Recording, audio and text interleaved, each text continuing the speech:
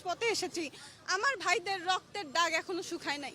আমরা সেই যখন রাজপথে এসেছি তখন মনে হয় যে আমার ভাইয়ের রক্তের উপরে দাঁড়িয়ে আছি।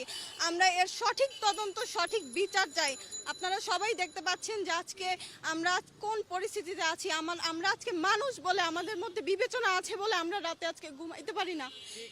আজকে আমাদের নিজের পরিবারের কেউ না, বাট তারা আমাদের পরিবারের থেকে অনেক বেশি। যারা শহীদ হয়েছে তারা সবসময় আমাদের মনে থাকবে, হৃদয়ে থাকবে।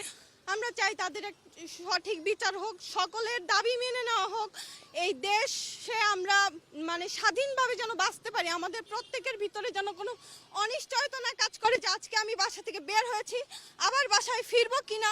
এই জিনিসটা যেন অনিশ্চয়তা নিয়ে আমাদেরকে কখনোই ভুগতে না হয়। আমাদের সন্তানেরা বড় হয়ে যেন বুঝতে পারে যে না, আমরা যে দেশে বসবাস করছি সেই দেশটা স্বাধীন।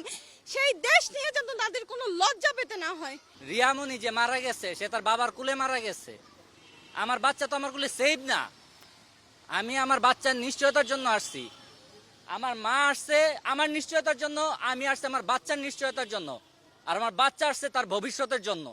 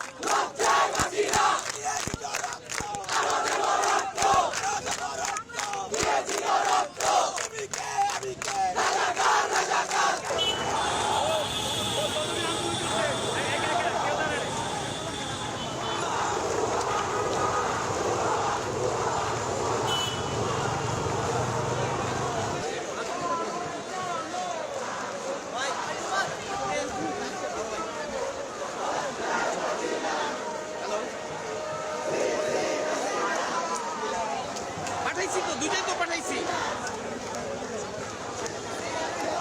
কি বলেন আছে দিয়ে